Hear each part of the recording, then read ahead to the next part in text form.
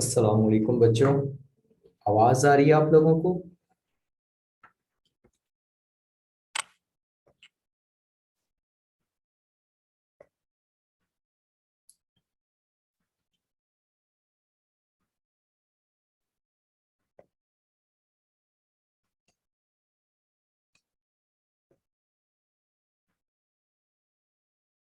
जी, कैसे हैं सब?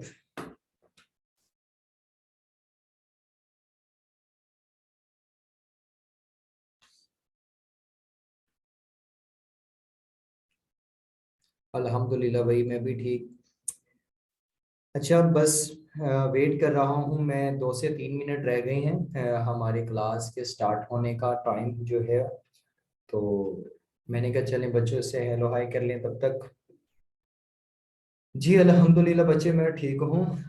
आप बताएं, बस आपके हालात आजकल नाजुक चल रहे होंगे रोज़े में, जो कि साथ में एग्ज़ाम की तैयारी भी करनी है। और जो रिज़ल्ट है वो हो सकता है कि ईद के बाद या ईद के पहले शायद आ जाए। अगर तो एग्ज़ाम आपके ख़त्म हो जाते हैं पहले 20 तक, तो फिर ईद के बाद ही आएगा रिजल्ट। तो चले, ईद तो बेहतर गुजरेगी ना। जी, लेस देन 1 मिनट रिमेनिंग। यार अल्लाह से खैर मांगो, इंशाल्लाह बेहतर ही होगा। ले जी, किसी भी बच्चे का कोई भी क्वेश्चन हो वो चैट में पूछ सकता है। मैं जो है वक्तन फवक्तन उसे देखता रहूंगा। जी, आज हमने स्टार्ट करना है चैप्टर नंबर 12। कल हमने बेसिक बातें जो इस चैप्टर के रिलेटेड थी, जो चैप्टर नंबर 12 में हमने अप्लाई करनी थी, वो हमने चैप्टर नंबर 11 में पढ़ ली हैं। लेकिन चैप्टर नंबर 11 में बहुत बेसिक कॉन्सेप्ट्स हैं और उन कॉन्सेप्ट्स को अप्लाई हमने इस चैप्टर में करना है, अपने चैप्टर नंबर 12 में। तो प्रोबेबिलिटी से स्टार्ट करते हैं जी। और पहली प्रोबेबिलिटी हमारे पास है hyper geometric probability. Sir, hyper geometric probability को हम उसकी प्रॉपर्टीज से देखते हैं। तो प्रॉपर्टीज में वो कहता है कि ये विदाउट रिप्लेसमेंट है, इसमें किसी किस्म की कोई भी रिप्लेसमेंट नहीं होगी, ये विदाउट रिप्लेसमेंट है। और कल हमने पढ़ा था कि विद रिप्लेसमेंट और विदाउट रिप्लेसमेंट किस में आते हैं? मल्टीप्लिकेशन लॉ में आते हैं। ये मल्टीप्लिकेशन लॉ में आपका विद आउट रिप्लेसमेंट और विद रिप्लेसमेंट आता है। इसके बाद ये उसमें भी, ये मैंने वर्ड साथ में मेंशन किया था, डिपेंडेंट इवेंट। तो ये क्या है जी? डिपेंडेंट इवेंट है। इसमें विद आउट रिप्लेसमेंट जब होगी तो नया आने वाला जो भी इवेंट होगा या जो भी आउटकम होगी वो इफेक्ट होगी जो पहले इससे हो चुका है। फॉर एग्जाम्पल, अगर मैं एग्जाम्पल दूं तो मैं कहता हूं कि 52 कार्ड्स हैं मेरे पास, और इन 52 कार्ड्स में से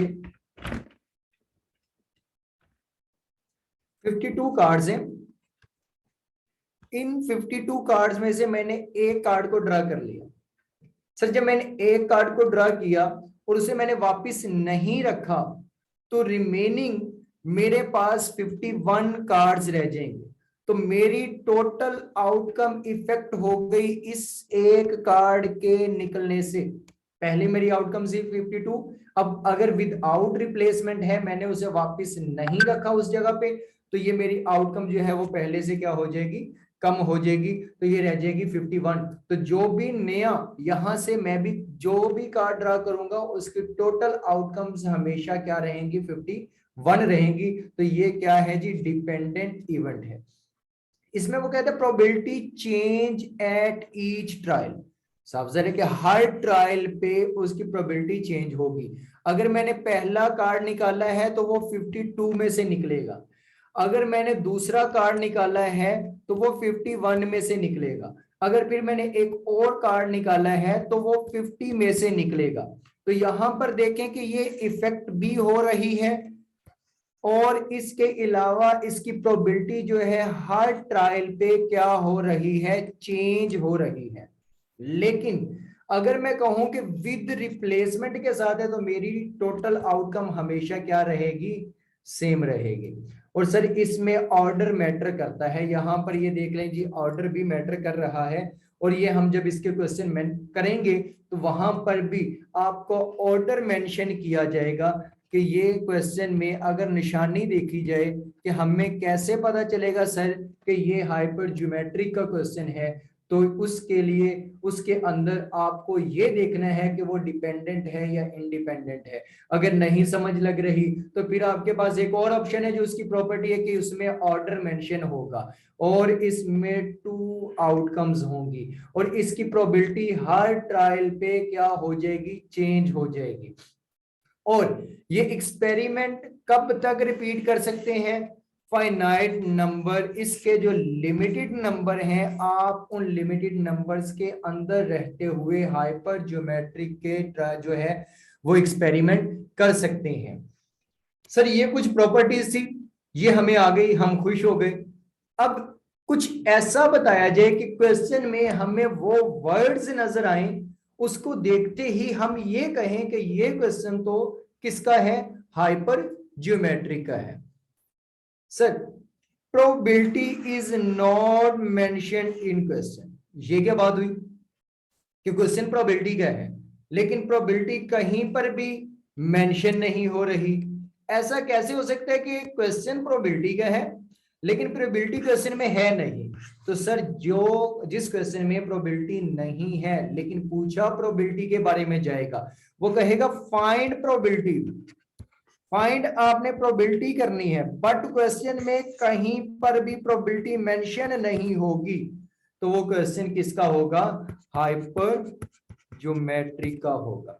नंबर 2 पे क्वेश्चन में सिलेक्शन की बात की होगी, कहेगा जी सिलेक्ट करें, पिक करें, तो ये जहां पर वर्ड सिलेक्शन की वर्ड यूज करेगा वो हमारे लिए क्या होगा, हाइपर ज्योमेट्री का क्वेश्चन होगा। ये इसके कुछ हिंट हैं। ले जी नेक्स्ट फॉर्मूला की बात करते हैं। सर फॉर्मूला में ये है हमारे पास सक्सेस, ये क्या हमारे पास है, सक्सेस, और ये है सिलेक्शन। इस फॉर्मूला को हम यूज नहीं करते, हम इसका शॉर्टकट यूज कर रहे होते हैं जो कि ऑलमोस्ट तमाम टीचर्स जो हैं वो आप किसी भी टीचर से पढ़ लें उन्होंने वैसे ही उसे सोल्व करवाया होगा। इसका फॉर्मूला जो है वो टीचर के सी एंड की, उसके बाद कैपिटल एन माइनस कैपिटल के कॉम्बिनेशन स्मॉल एन स्मॉल के डिवाइडेड बाय कैपिटल एन और स्मॉल एन, ये इसका फॉर्मूला होता है। लेकिन इतना मुश्किल, इसको आसान कर लेंगे। कैसे आसान कर लेंगे जी, एक क्वेश्चन से। अब क्वेश्चन देखें, जो हमने प्रॉपर्टीज पढ़ी थी वो अब हमने इसमें देखनी है कि क्या जो हमने प्रॉपर्टीज पढ़ी वो इसमें आती भी है या नहीं। कोई भी हमें नजर आ गई ना उसकी प्रॉपर्टी, तो हमने कहना है कि ये क्वेश्चन किसका है जी, हाइपर ज्योमेट्री का है। वो कहता है जी आ बैग कंटेन्स 12 बॉल्स, उसमें कितनी बॉल्स हैं जी, 12 बॉल्स हैं, और विच 3 आर मार्क, जिसमें से 3 बॉल्स ऐसी हैं जिनको मार्क किया गया है, जिसके ऊपर कोई ना कोई हमने निशान लगाया गया हो। इनमें से हमने सिलेक्ट कितनी करनी है, 5 करनी है। मींस कि यहां पर एक्सपेरिमेंट एक लिमिटेड नंबर के अंदर रहते हुए किया जा रहा है। अब वो कहते हैं कि इफ 5 बॉल्स आर सेलेक्ट और विड्रॉ टुगेदर, जब एक साथ निकालनी है तो इसका मतलब है विद आउट रिप्लेसमेंट है। नंबर 2 पे दूसरा हिंट ये है कि आपने सिलेक्ट करना है, सिलेक्शन की बात करनी है, या निकालने की ड्रा करने की बात है, या पिक करने की बात करेगा। लेकिन एक और बड़ा हिंट मैंने आप लोगों को दिया था कि क्वेश्चन में कहीं पर भी प्रोबेबिलिटी मेंशन नहीं होगी, रिक्वायरमेंट में प्रोबेबिलिटी मेंशन होगी। तो देखें क्वेश्चन में कहीं पर प्रोबेबिलिटी नजर आ रही है, वो कहते हैं एक बैग है उसके अंदर 12 बॉल्स हैं जिसमें से 3 बॉल्स ऐसी हैं जिनको हमने मार्क किया है और 5 बॉल्स आपने सिलेक्ट करनी है एक साथ। और अब प्रोबेबिलिटी बताएं, रिक्वायरमेंट में कहता है कि आप प्रोबेबिलिटी बताएं डेट 2 बॉल्स आर मार्क, जिनमें से 2 बॉल्स ऐसे हों जो मार्क की गई हों, और वो 2 बॉल्स जो मार्क की गई हों वो कितनी में से हो सकती हैं? 3 में से, क्योंकि हमने कितनी बॉल हमारे पास मार्क्ड हैं? 3 बॉल्स हमारे पास मार्क्ड हैं, तो हमने उसमें से इसे क्या करना है? निकालना है। अब इसको एक टेबल से देख लेते हैं जी। टोटल बॉल्स कितनी हैं? 12, जिनमें से क्वेश्चन में वो कहता है कि 3 आर मार्क, तो सर रिमेनिंग कितनी ऐसी होंगी जो मार्क नहीं होंगी? रिमेनिंग होंगी 9 बॉल्स ऐसी जो मार्क नहीं है। 9 बॉल्स मार्क नहीं है, 3 बॉल्स ऐसी हैं जो मार्क्ड हैं। टोटल कितनी बॉल्स हैं जी? 12। सिलेक्ट कितनी करनी है हमने?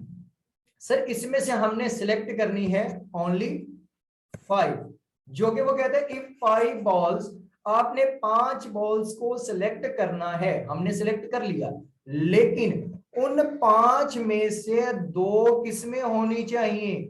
जो मार्क्ड होनी चाहिए। तो सर हमने वो मार्क कर ली, और रिमेनिंग फिर कहां से हो सकती हैं? अनमार्क से, क्योंकि हमने इन दोनों का सम लेना है जो कि कितना है? 5। तो मतलब 2 तो हमारी रिक्वायरमेंट के मुताबिक क्या हो गई? मार्क्ड होंगे, रिमेनिंग अनमार्क्ड में से होंगी। इसी तरह mark plus unmark is equal to 12, और ये आपके पास क्या है? टोटल। अब मसला आ जाता है कि इसे सर प्रोबेबिलिटी इसकी निकालेंगे कैसे? इसे फॉर्मूला में हम पुट कैसे करेंगे? तो सर सबसे पहले सक्सेस, जो कि क्वेश्चन में पूछा गया है, क्वेश्चन में उसने क्या पूछा है? उसने पूछा है कि आपने प्रोबेबिलिटी बतानी है जिसमें 2 बॉल्स मार्क की गई हों। तो मैंने सबसे पहले लिख लिया 2 बॉल्स। टोटल मार्क बॉल है कितनी? ये है सेलेक्ट कितनी की हुई है? 2 मार्क्ड वाली। टोटल मार्क्स कितनी है? मार्क्ड कितनी है? 3। अब एक साइड हो गई। दूसरा, अब क्या हो जाएगा? रिमेनिंग हमारे पास कितनी बॉल्स रह गई सिलेक्ट करने वाली? 3। तो वो किस में से होंगी? सर इन 9 में से होंगी। और यहां पर क्या आ जाएगा? यहां पर हमारे पास इसका भी सम और इसका भी सम आ जाएगा, जो कि टोटल ऐसे कह लें कि हमारे पास 12 बॉल थी, जिसमें से हमने 5 सिलेक्ट की। 12 बॉल्स में से हमने 5 सिलेक्ट की। अब ये आपके पास एक फॉर्मूला भी बन गया, और यहां से आपका आंसर भी आ जाएगा। 3 कॉम्बिनेशन 2 मल्टीप्लाई 9 कॉम्बिनेशन 3 और 12 कॉम्बिनेशन 5, मींस कि आपके पास 12 टोटल थी, उनमें से 5 सिलेक्ट करनी थी, और जिनमें से 2 ऐसी हों जो मार्क्ड हों, और टोटल मार्क कितनी थी? 3। बाकी कहां से आई होंगी? जो रिमेनिंग बच गए होंगे। तो सर अब इसे आप कैलकुलेट कर लें, आपका आंसर आ जाएगा। यहां तक किसी बच्चे का कोई क्वेश्चन है तो वो अपना क्वेश्चन जो है वो टाइप करके पूछ सकता है, क्योंकि अब हम मजीद इसकी प्रैक्टिस की तरफ जाने लगे। अगर तो ओके है तो यस वाई लिख के जो है वो मैसेज कर दें मुझे कि सर ओके।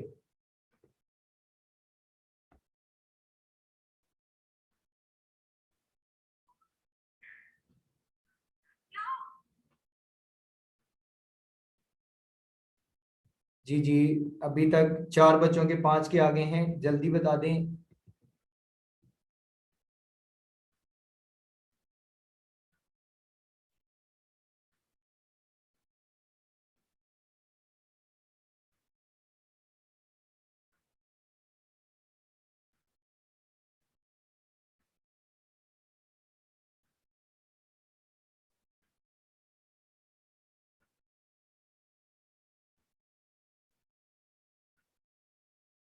जी डन हो गया जी।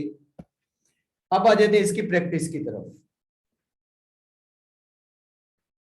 ले जी, क्वेश्चन में अब वो बॉल हाथ पे घुमा रहे हैं कि भाई अब हम इसकी प्रैक्टिस करने के लिए बिल्कुल रेडी हैं, अब हम इसको घुमा देंगे। तो देखते हैं भाई घुमाते हैं कि नहीं घुमाते आप लोग। नक्शे से कुछ वाज़ेह हो रहा है कि क्वेश्चन किस नेचर का हो सकता है? पाकिस्तान के रिलेटेड हो सकता है। ले जी, a committee is to be made, हमने एक कमेटी बनानी है जिसके टोटल मेंबर्स कितने हैं? 4, फ्रॉम ए टोटल ऑफ 13। अब हमें यहां से तो पता चल गया कि टोटल यानी कि कैपिटल एन हमारे पास 13 है और स्मॉल एन कितना है 4। कि टोटल 13 में से 4 सिलेक्ट करने हैं। अब 5 पंजाब के लोग हैं, पंजाब के 5 लोग हैं, उसके बाद 2 बलूचिस्तान से हैं, 4 सिंध से हैं, एंड जो 2 है वो केपीके से हैं, वो हम यहां पे बना लेते हैं जी। टोटल अगर ऐड करें तो हमारे पास 9 + 11 + 2 करेंगे तो मतलब 13 हमारे पास टोटल मेंबर्स बनते हैं, जिनमें से हमने सिलेक्ट करने हैं 4। अब वो क्या कहता है, अभी तक ये देखें बात वो किसकी कर रहा था, सिलेक्शन की कर रहा था कि आपने सिलेक्ट करने हैं या मेंबर को पिक करना है, हमने एक कमेटी बनानी है। कहीं पर भी अभी तक प्रोबेबिलिटी मेंशन उसने नहीं की थी। जैसे ही वो रिक्वायरमेंट में आया उसने कहा what is the probability that committee contain none from Punjab, के पंजाब में से कोई भी ना हो। अब हमारे लिए जो देखने वाली बात है वो जस्ट पंजाब की होगी कि पंजाब के टोटल कितने हैं, इसमें से कोई भी ना आए। बाकी वो 4 कहां से आएंगे सर, बाकी वो 4 वहां से आएंगे जहां पंजाब का कोई भी नहीं होगा। तो देखें जी यहां पर इसे ड्रा कर लेते हैं। फॉर्मूला के अकॉर्डिंग पंजाब में से कोई भी ना हो, मतलब 0, कोई भी पंजाब में से नहीं है। लेकिन पंजाब के हैं कितने, 5 हैं सर, पंजाब के 5 हैं, लेकिन पंजाब में से कोई भी हमने पिक नहीं करना। ये हमने अकॉर्डिंग टू रिक्वायरमेंट हमने सिलेक्ट कर लिया। लेकिन उसने कहा आपने 4 पिक करने हैं, तो सर 4 पिक करेंगे, कर लिए, लेकिन वो कहां से होंगे सर, जो रिमेनिंग बच गए हैं वो वहां से होंगे, जो हमारे पास 8 रिमेनिंग बच गए होंगे, जो कि सिंध से भी हो सकते हैं, बलूचिस्तान से भी हो सकते हैं, केपीके से भी हो सकते हैं। ये हमारे पास कितने बच गए, 8 बच गए हैं। ये इन 4, ये जो 4 होंगे वो इन 8 में से होंगे। और नीचे क्या आ जाएगा, नीचे हमारे पास टोटल कितने थे और इनमें से सिलेक्ट कितने किए सर, वो आ जाएगा। और अगर आप इन दोनों को देखें और इन दोनों को देखें तो हमारे पास यही सम इसका बनेगा। लेकिन ये कोई रूल नहीं है कि हर दफा ऐसा ही होगा, कहीं पर कोई एक्सेप्शन केस भी आ सकता है।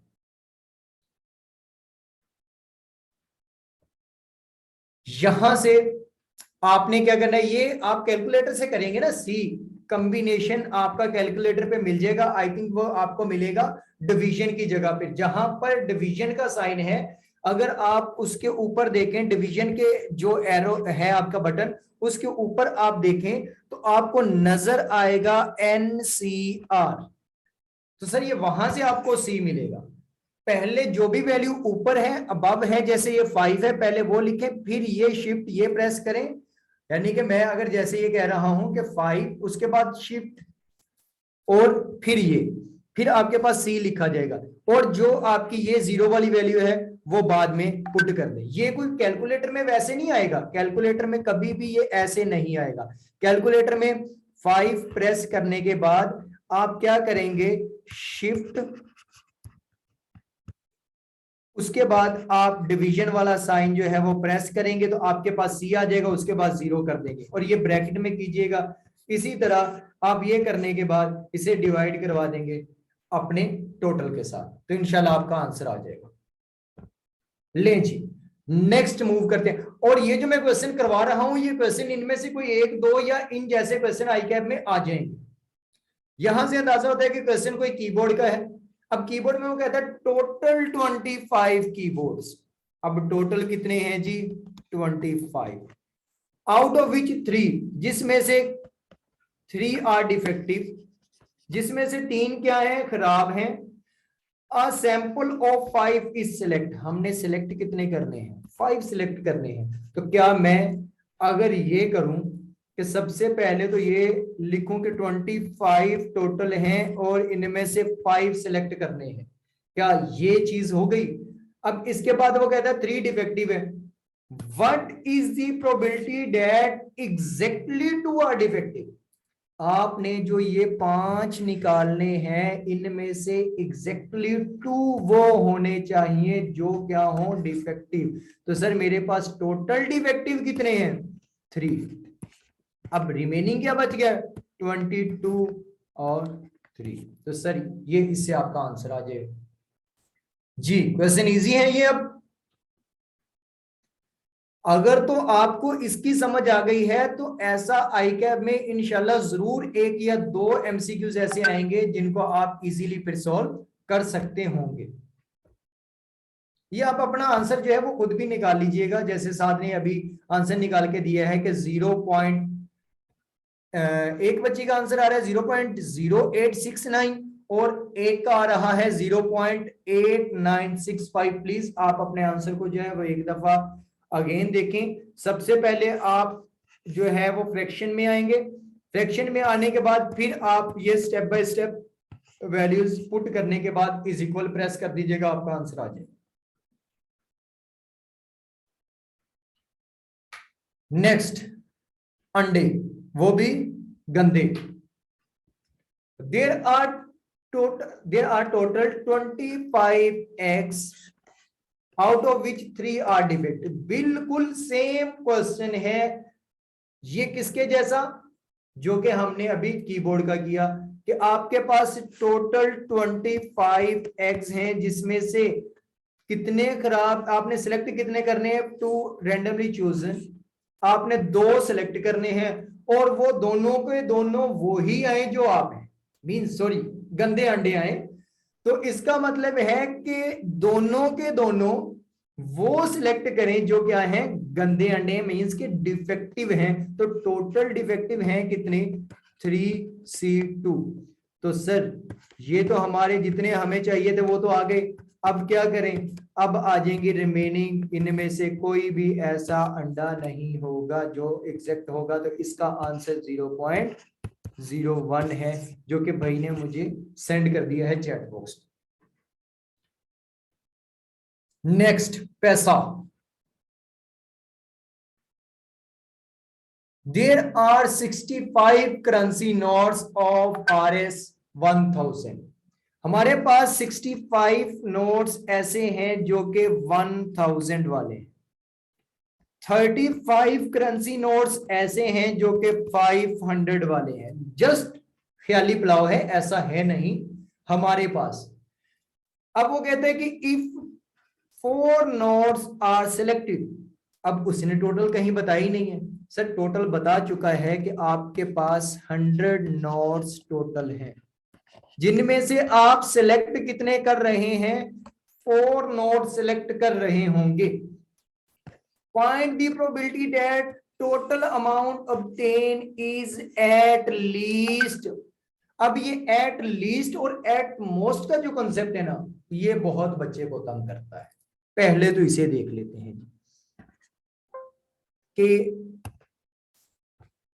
ओहो,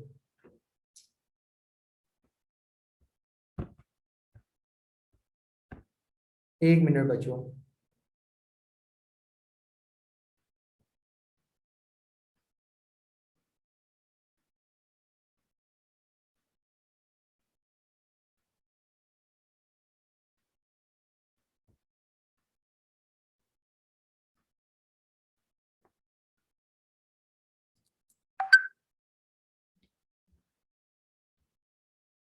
पहले तो हम इसे देखते हैं कि एट लीस्ट और एट मोस्ट का केस क्या है। एट लीस्ट होता है कम अज कम, कम अज कम मतलब जो उसने बता दी है वो उससे नीचे नहीं जा सकते। कम अज कम, एट लीस्ट, कम अज कम 4000। उसने जब ये बोला है कि एट लीस्ट 4000, इसका मतलब है कम अज कम 4000 और ज्यादा से ज्यादा कुछ भी हो सकता है। मतलब कि ये लोअर लिमिट बता दी है, ये लोअर लिमिट बता दी है कम अज कम कह के कि कम अज कम इतना होना चाहिए। जैसे हम कहते हैं कि कम अज कम यार 3 घंटे तो पढ़ो, इसका मतलब क्या है, एट लीस्ट 3 आवर्स आपको पढ़ना चाहिए। आप इससे ज्यादा पढ़ लें वो आपकी मर्जी है, लेकिन कम से कम 3 घंटे तो पढ़ें। जब ये कम से कम का मतलब है तो ये हमने लोअर लिमिट बता दी, आप उससे ऊपर जा सकते हो, लेकिन एट मोस्ट का मतलब है कि हमने मोस्ट जो सबसे ज्यादा है यानी कि अपर लिमिट है, हमने आपको वो बता दी है कि यहां तक जाना है, इससे नीचे आ सकते हो, इससे ऊपर नहीं जा सकते। एट मोस्ट का मतलब है ज्यादा से ज्यादा। अगर मैं कहूं कि आप ज्यादा से ज्यादा 8 आवर्स पढ़ सकते हैं, इसका मतलब है कि आप 1 आवर्स भी पढ़ सकते हैं, 2 आवर्स भी पढ़ सकते हैं, 3 आवर्स भी पढ़ सकते हैं, 4 5 6 7 8 आवर्स तक पढ़ सकते हैं। लेकिन एट मोस्ट 8 आवर्स का मतलब यह है कि आप 8 घंटे तक पढ़ सकते हैं, इससे ऊपर नहीं पढ़ सकते, इससे ज्यादा नहीं पढ़ सकते, इससे कम पढ़ सकते हैं। तो क्या एट लीस्ट और एट मोस्ट का कॉन्सेप्ट क्लियर हुआ कि ज्यादा से ज्यादा अगर हमने ये कहना है कि ज्यादा से ज्यादा कहां तक जा सकते हैं तो वो एट मोस्ट, और कम से कम वो एट लीस्ट। ले जी, अब आते हैं हम इसकी तरफ। क्वेश्चन में वो कहते हैं एट लीस्ट RS 4000, कम से कम 4000। कितने नोट का? 4 नोट का। सर सबसे पहले तो मैं ये लिख लूं कि 100 नोट्स में से मैंने 4 नोट सेलेक्ट करने हैं। अब कोई मुझे बच्चा बता सकते हैं कि वो 4 नोट मैं कौन से सिलेक्ट करूंगा? 300 वाले वो 500 वाले करूंगा या 1000 वाले करूंगा? जी बिल्कुल, वेरी गुड बच्चे।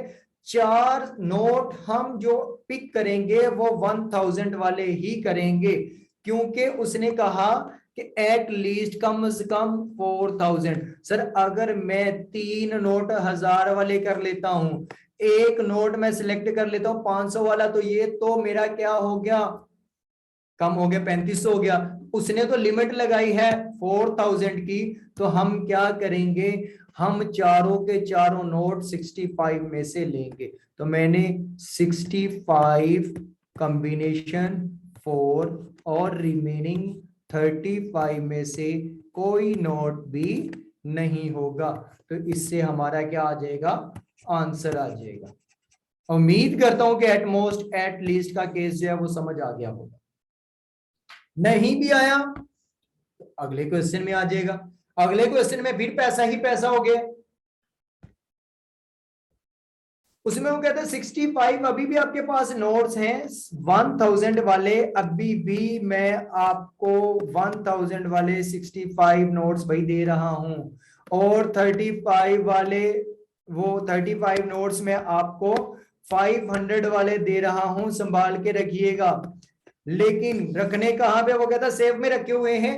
अब इनमें से आपने 100 नोट्स में से आपने 4 सिलेक्ट करने हैं, और वो 4 सिलेक्ट करने हैं। Find the probability that the total amount obtain is less than 3000। आपकी अमाउंट लेस देन 3000 होनी चाहिए जबकि आप 4 नोट सिलेक्ट कर रहे होंगे। सर अब मुझे कॉम्बिनेशन बता दें कि कैसे कैसे आप इन्हें सिलेक्ट कर सकते हैं। एक तो ऐसा हो सकता है कि आप 1000 वाला ले लें और 1000 वाला ले लिया, और आपने 3 500 वाले ले लिए, तो क्या हुआ, 1000 और 1500, ये आपका आंसर बन गया 2500। क्या ये लेस देन 3000 है? बिल्कुल है। एक केस तो सर ये बन जाएगा। दूसरा केस देख लेते हैं। दूसरे में अगर मैं कहूंगी भाई मैं चारों के चारों नोट, या ऐसा करता हूं लेस देन, या ऐसा कर लेते हैं कि 1000 वाले मैं 2 नोट निकाल लेता हूं, 500 वाले मैंने 2 नोट निकाले, मेरे टोटल 4 नोट पूरे हो गए। यहां पर भी टोटल 4 नोट पूरे हो गए, लेकिन यहां पर 2000 और यहां पर भी 1000, लेकिन आंसर क्या आया 3000, 4 नोटों का। उसने कहीं पर भी ये मेंशन नहीं किया कि इज इक्वल 3000, उसने कहा लेस देन 3000, 3000 से कम होने चाहिए। तो क्या हम 1000 वाले 2 नोट निकाल सकते हैं? सर कभी भी नहीं निकाल सकते। लेकिन अगर मैं ये कहूं कि मैंने 500 वाले ही चारों के चारों नोट वहां से निकाल लिए हैं, 500 वाले चारों के चारों नोट निकाल लिए हैं, तो सर ये भी 2000 आंसर बनेगा, जो कि क्या है लेस देन 3000 है। तो सर ये दोनों केस हो सकते हैं। अब हम इन्हें कैसे करेंगे? अब ये कल वाला एक क्वेश्चन जब मैंने कहा था कि एक क्वीन निकाल लें एक एस निकाल लें, तो सर या उसमें ये था कि या क्वीन और एस आ सकते हैं या एस और क्वीन आ सकती है, ये था कि नहीं? बिल्कुल सेम वही कॉन्सेप्ट आज हम यहां पर अप्लाई करने जा रहे हैं। अब देखें जी, पहले आ जाएगा कि हमने एक नोट निकाला 65 वाले में से, पहले मैं ये कर रहा हूं मल्टीप्लाई, अब मैंने दूसरा नोट निकाल 35 में से रिमेनिंग 4 नोट निकाल लिए। सर ये एक केस मेरा ओके हो गया है कि ये भी हो सकता है। या क्या हो सकता है, जब मैंने वर्ड बोला और ये भी हो सकता है, और का मतलब होता है प्लस। अब क्या कर लेंगे? प्लस कर लेंगे। अब सर 65 में से कोई भी नोट नहीं निकलेगा, 35 में से चारों के चारों नोट निकलेंगे, और यहां पर टोटल नोट कितने हैं 100, इसमें से निकालने कितने हैं 4। तो सर इसका आंसर ले लें, आपका आंसर आ जाएगा जी। यहां तक इस केस में किसी बच्चे को कोई मसला?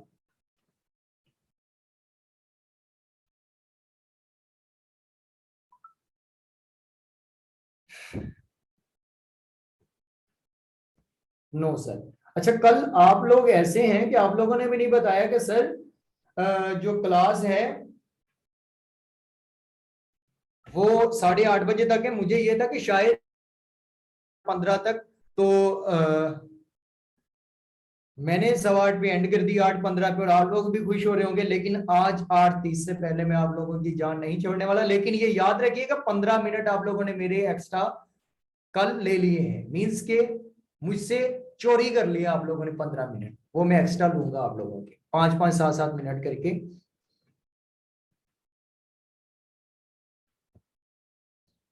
35 से 3 निकले हैं, सॉरी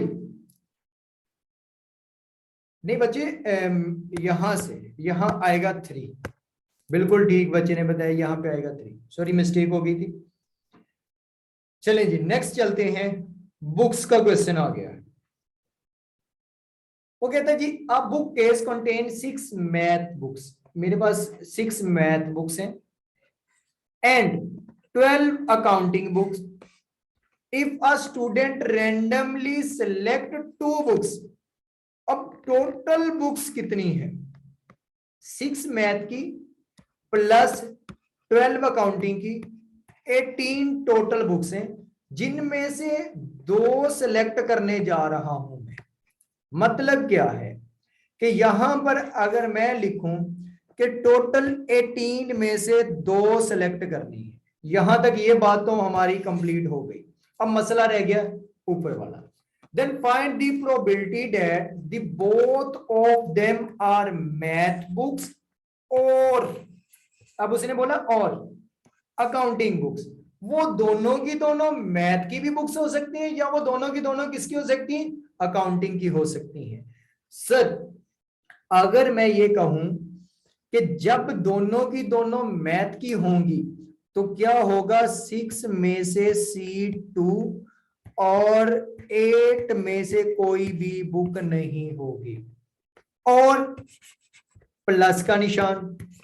यहां पर क्या होगा? जब दोनों की दोनों अकाउंटिंग की होंगी तो सर मैथ में से कोई भी नहीं आएगी, अकाउंटिंग में से वो 2 बुक्स होंगी, तो हम इसे सॉल्व कर लेंगे। इसकी डायरेक्टली किसी बच्चे को समझ ना आई हो वो बता सकता है। नहीं तो मैं इसका टेबल बना के भी आप लोगों को समझा देता हूं।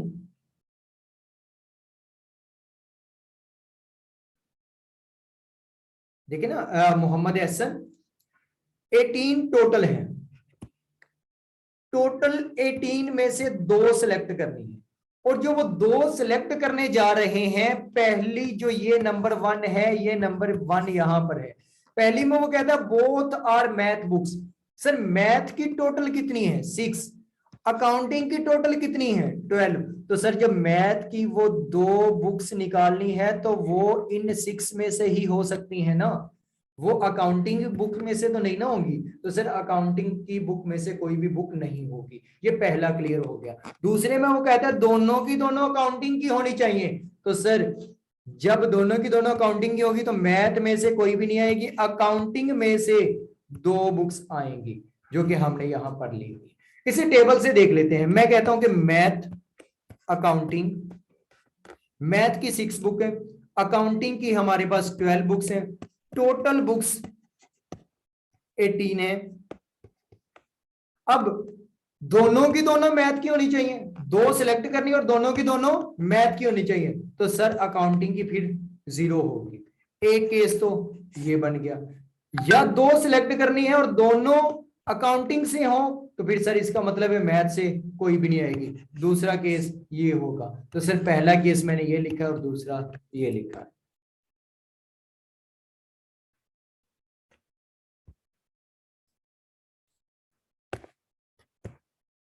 सॉरी, यहां पर 12 आए। जी किसी बच्चे को कोई मसला? सर लिख लिया है, 8 की जगह मैंने 12 लिख लिया है। मेरे पास अरेजर है, मैं अरेज करके लिख सकता हूं। नहीं जी, मेरा ख्याल है इसकी प्रैक्टिस बहुत हो गई है। जो रिमेनिंग क्वेश्चन है वो आप लोग खुद कर सकते हैं। बाकी मैं बता देता हूं कि 2 रेड बॉल है इस बैग में, 3 ग्रीन है, 2 ब्लू बॉल्स हैं।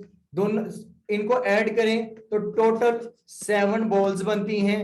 अब इन 7 में से आपने 2 बॉल्स को निकालना है और बतानी है none of the ball is done is blue, इनमें से कोई भी बॉल जो है वो ब्लू ना हो। तो सर ब्लू कितनी है 2, इनमें से कोई भी ना हो, तो रिमेनिंग फिर जो 2 आप निकाल रहे हैं वो इन 5 में से होंगी, और टोटल आपके पास 7C2 हो जाएगा।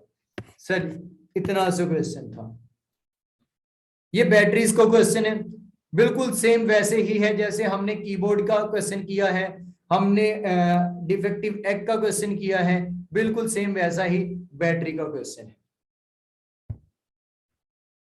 उसके बाद बल्ब का क्वेश्चन है, बिल्कुल सेम कीबोर्ड और बैटरी वाले क्वेश्चन की तरह, डिफेक्टिव एग वाले क्वेश्चन की तरह सेम वो ही है।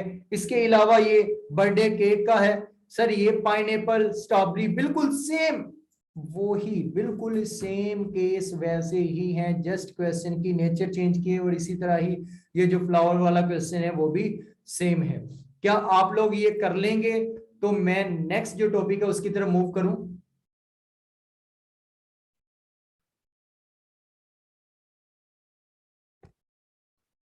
जी ओके जी, नेक्स्ट स्टार्ट करते हैं हम बाइनोमियल डिस्ट्रीब्यूशन।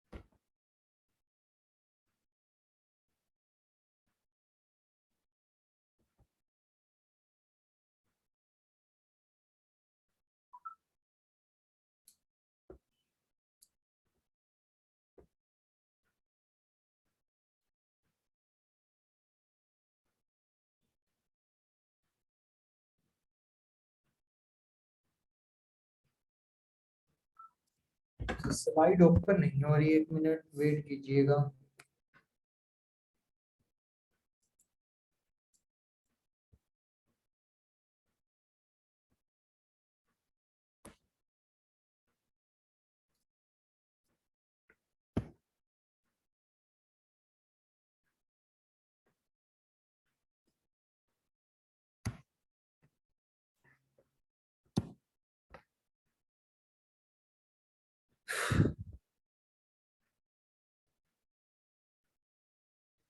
बच्चे मुझे क्लास तो एंड कर लेने दें, कर दूंगा, मैं ग्रुप में शेयर कर दूंगा। इसी वजह से आज मैंने स्लाइड पे क्लास पढ़ाई है, ताकि मैं आप लोगों के साथ ये फाइल्स जो है वो शेयर कर सकूं।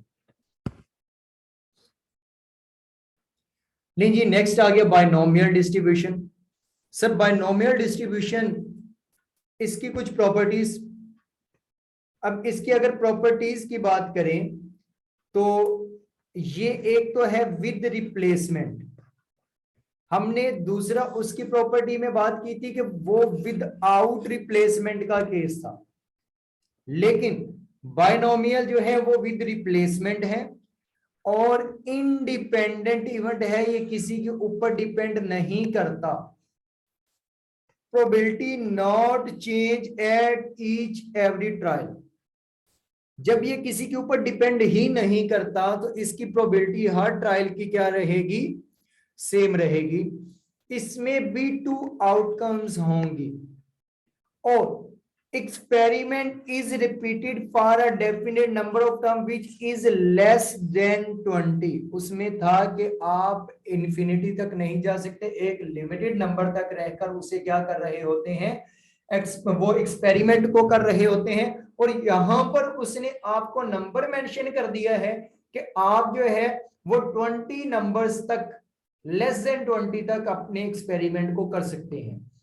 एन हमेशा लेस देन 20 होगा। जहां पर आपको एन लेस देन 20 मिले, मतलब कि क्वेश्चन बायनोमियल का एक हिंट मिल गया है। दूसरा हिंट क्या है, इसमें प्रोबेबिलिटी हमेशा 5% से ज्यादा होगी। एक हिंट क्या है कि आपका n जो है वो 20 से अब लेस रहेगा, और दूसरा ये है कि आपकी प्रोबेबिलिटी 5% से ज्यादा होगी। सर इसमें 2 पैरामीटर्स होंगे, एक n और दूसरा p। इन दोनों को मल्टीप्लाई करवाएंगे तो बन जाएगा mean. n multiply p is equal to mean, जो कि इसकी एक प्रॉपर्टी भी है कि मीन को अगर निकालना है तो जितने भी नंबर्स हैं जो कि लेस देन 20 होंगे और जो भी p निकला है जो कि ग्रेटर देन 5% होगा, तो वो आपका क्या कहलाएगा, मीन कहलाएगा। सर इसके अलावा variance n multiply p multiply q। अब ये q क्या है, जो p आपकी सक्सेस निकलेगी उसको 1 में से माइनस कर देंगे तो आपके पास q का आंसर आ जाएगा। और सर अगर स्टैंडर्ड डेविएशन लेंगे तो इसे हम जो है वंडर रूट में ले लेंगे।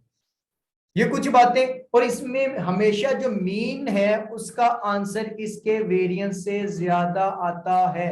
और ये एमसीक्यूज के लिए आप इसे जो है वो प्रिपेयर कर सकते हैं। और ये भी एमसीक्यूज के लिए आप अगर थ्योरी में कोई एमसीक्यूज आ जाए तो आप उसके लिए भी इसे रीड कर सकते हैं। अब तो खुश हो गए, लेकिन हिंट क्या है, P is given in question in the form of success. आपको हमेशा क्वेश्चन में P गिवन होगा, किसकी शक्ल में, इन दी फॉर्म ऑफ सक्सेस। और जब P गिवन होगा तो भाई हम P से अंदाजा लगा लेंगे कि वो जो सक्सेस दे रहा है क्या ये मोर देन 5% है, ग्रेटर देन 5% है। अगर तो है तो क्वेश्चन किसका है, बायनोमियल का। और अगर नहीं है तो फिर किसका होगा, वो नेक्स्ट जाके डिस्कस करेंगे कि किसका होगा। इसका फॉर्मूला, सर फॉर्मूला में वो n कॉम्बिनेशन x। अब ये n क्या है, जो भी एक्सपेरिमेंट के नंबर्स होंगे, नंबर ऑफ एक्सपेरिमेंट कि कितनी दफा हुआ है, उस एक्सपेरिमेंट में जो हमें रिक्वायर्ड होगा वो हमारी x है। और p क्या है जी, सक्सेस है।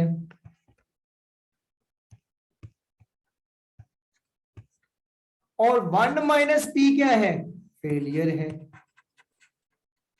जिसे कि हम q भी कहते हैं। और ये n माइनस पी क्या हो जाएगा, जितने भी एक्सपेरिमेंट है उसमें से जो हमें रिक्वायर्ड है वो माइनस कर देंगे तो हम उसकी पावर ले लेंगे।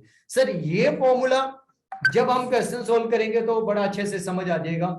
अभी तक तो ये देखें बहुत मुश्किल लग रहा है, ऐसे बना हुआ है कि बहुत मुश्किल क्वेश्चन है, ये फॉर्मूला है, लेकिन हम इसे इंशाल्लाह इजी वे में ले जाएंगे। तो ये बातें मैंने आपको बता दी कि बायनोमियल ये प्रोबेबिलिटी को शो करेगा, और उसके बाद x नंबर ऑफ टाइम्स जो भी हमें रिक्वायर्ड है, और n number of combination means के जो भी एक्सपेरिमेंट हो रहे हैं।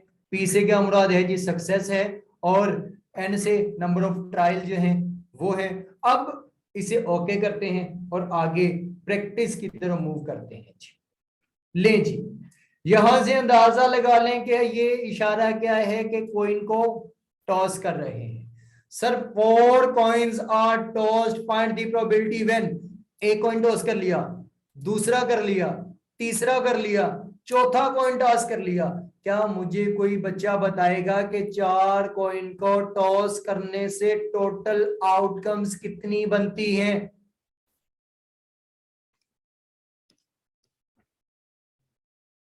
2 की पावर 4 ले ले तो आपके पास इसका आंसर आ जाएगा सर, इसकी 16 आउटकम्स बनती हैं। बनाने बैठने से बेहतर है कि आप क्या करें कि टोटल आउटकम्स कितनी है, 2 है सर, 2 टोटल आउटकम्स है। कितनी दफा कॉइन को टॉस किया, 4 टाइम, तो आंसर आ जाएगा जी 16। ये टोटल आउटकम्स हैं 4 कॉइन को टॉस करने की।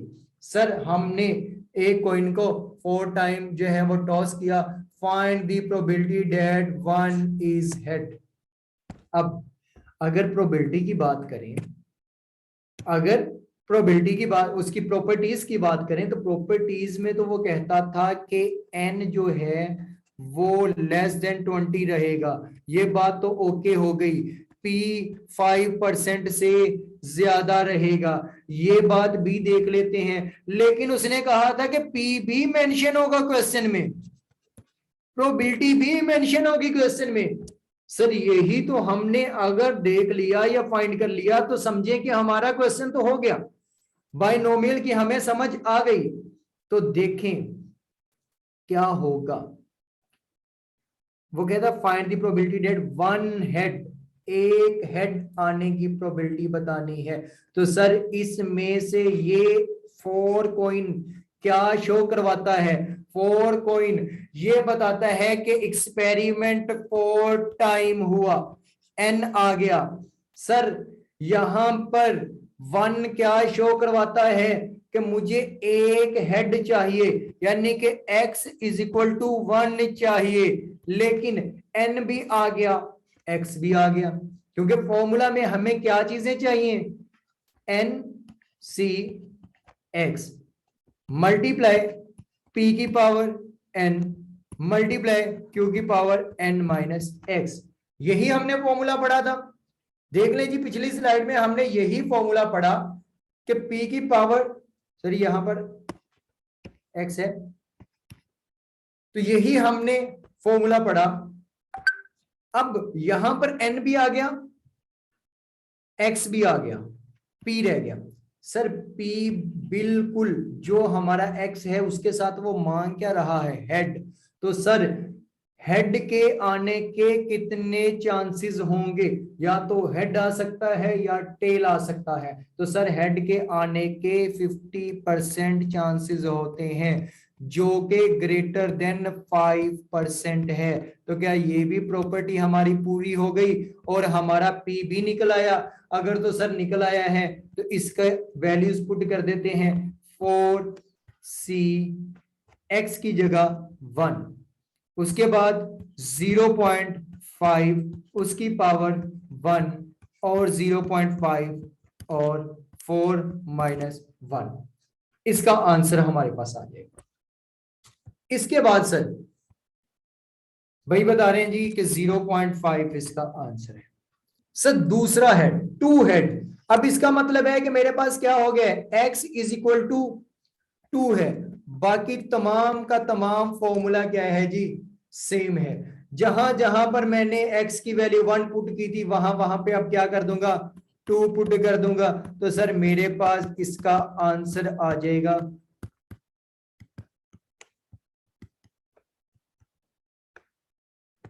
इसी तरह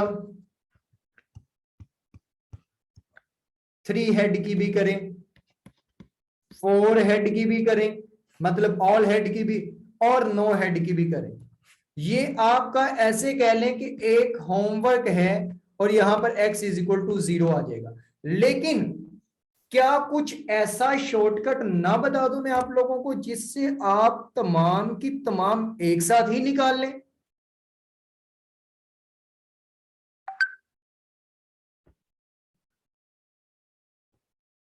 थ्री वाले का आंसर निकला जी 0.375।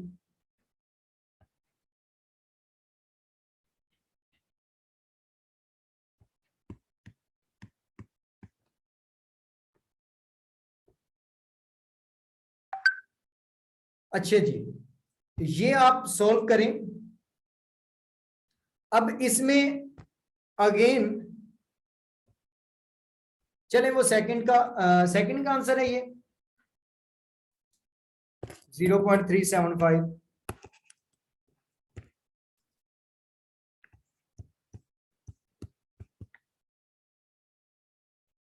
अब देखें जी, a coin is tossed 7 time.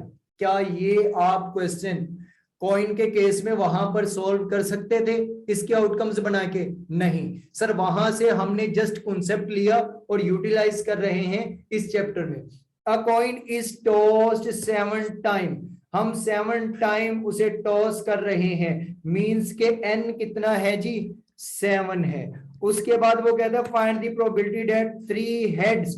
अब x कितना है? 3। p कितना है सर?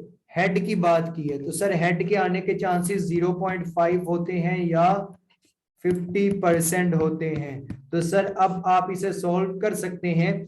कैसे कर सकते हैं? 7c3 0.5 की पावर 3 एंड 0.5 की पावर 7 - 3। इसका आंसर जो है वो आप निकाल लीजिएगा।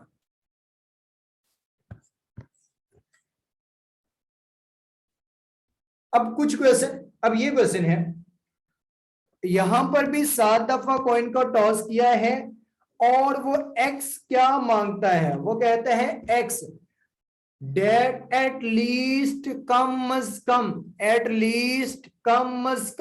4 हेड इज अपियर। कम अज कम कितने हेड होने चाहिए? 4। मींस के x is equal to 4, x is equal to 5, x is equal to 6, x is equal to 7।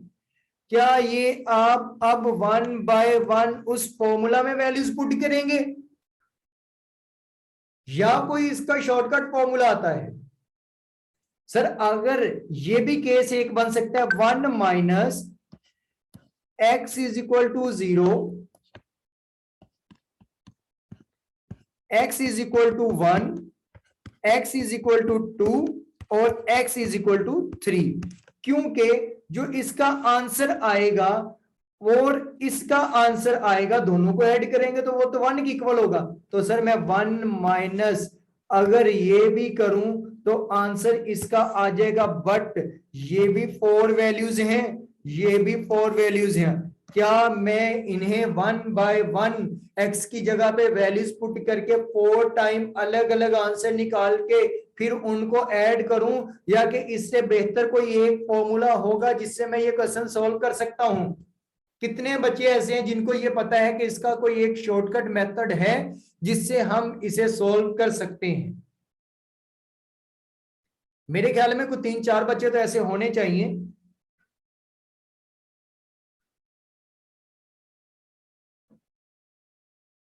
बता दें, बता दें। साद नदीम, वेरी गुड। इसके अलावा कोई बच्चा?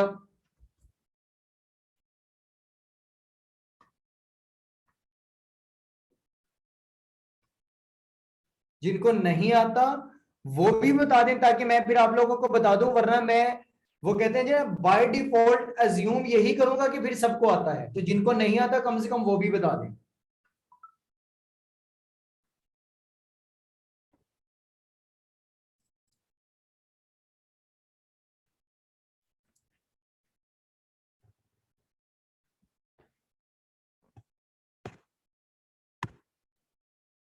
ओके, अपने कैलकुलेटर अपने पास रख लें। जो जो स्टूडेंट क्लास ले रहे हैं वो अपने कैलकुलेटर अपने पास रख लें, कैलकुलेटर अपने पास रख लें, और अगर रख लिए हैं तो इन्हें ऑन कर लें। जिन बच्चों ने कैलकुलेटर ऑन कर लिया है सर, वो सबसे पहले ऊपर देखें कि स्क्रीन के ऊपर स्टैट लिखा है। अगर स्क्रीन के ऊपर स्टैट नहीं लिखा तो वो मोड का बटन प्रेस करें और फिर नंबर 3 प्रेस करने के बाद इज इक्वल प्रेस कर दें। अगर स्क्रीन के ऊपर स्टैट नहीं है तो इस स्टैट को लाने के लिए मोड प्रेस करें, मोड के बाद आप 3 को प्रेस करें और इज इक्वल प्रेस करेंगे तो आप स्टैट के मोड में आ जाएंगे। अब आपके कैलकुलेटर का मूड स्टैट का हो गया है, अब वो कहता है भाई मुझसे स्टैट करवा लो। अब आप उससे स्टैट करवाएंगे, आप कहेंगे जी शिफ्ट प्रेस करो।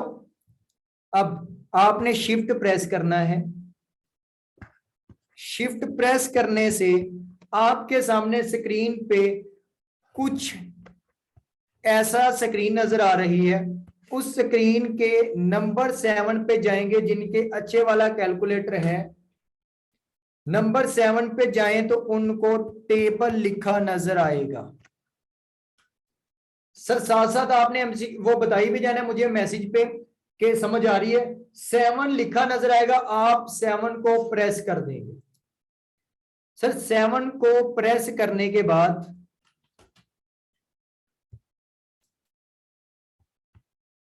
आपके सामने कुछ इस तरह का इंटरफेस नजर आ रहा होगा।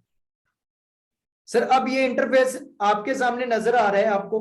अब इसमें आप लोगों ने फॉर्मूला पुट करना है, और वो फॉर्मूला क्या है सर? सेम वही फॉर्मूला है जो हमने पढ़ा है, लेकिन अभी पुट नहीं करना, वो मेथड बताऊंगा कैसे पुट करना है। अब यहां पर आपने फॉर्मूला पुट करना है। सर अब इस क्वेश्चन के अकॉर्डिंग हमारे पास n क्या है? 7। आप 7 पुट कर देंगे, लेकिन x की जगह पर आप जो है वो अल्फा एल राइट ब्रैकेट ही लिखेंगे, मतलब x की वैल्यू x लिखेंगे अल्फाबेट में, क्योंकि हमें नहीं पता कि हमने 7 1 लेना है, 2 लेना है, या 3 या 4 लेना है। उसके बाद पॉइंट मींस के मल्टीप्लाई या ब्रैकेट लगा लें। अंदर आप प्रॉपर्टी प्रोबेबिलिटी देखें जो कि आपकी 0.5 बनती है हेड की, और यहां पर भी x ही लिखेंगे अल्फा में। फिर q की वैल्यू 0.5 और n कितना है 7 माइनस x लिखेंगे जी। आपने क्या करना है, मोड प्रेस करने के बाद 7 पे आपके सामने एक टेबल नजर आएगा, 7 इज इक्वल टू टेबल। वो आप 7 प्रेस करेंगे तो आपके सामने कुछ इस तरह का इंटरफेस नजर आ जाएगा। अब उस इंटरफेस के सामने आपने ऐसा फॉर्मूला लिखना है, लेकिन इस शक्ल में लिखना है। आपने x की वैल्यू को x ही लिखना है, वहां पे अल्फा x लिखना है, मतलब अल्फाबेट में लिखना है, क्योंकि हमें x का नहीं पता कि हमने x क्या रखा है, 4 रखा है, 5 रखा है, 6 रखा है, या 7 रखा है। तो हम क्या करेंगे, ये x को x ही रहने देंगे, और जहां जहां पर x आएगा वहां वहां पर हमने उसको x ही छोड़ देना है। मैं भी साथ में इसकी वैल्यूज पुट करने लगा हूं। अब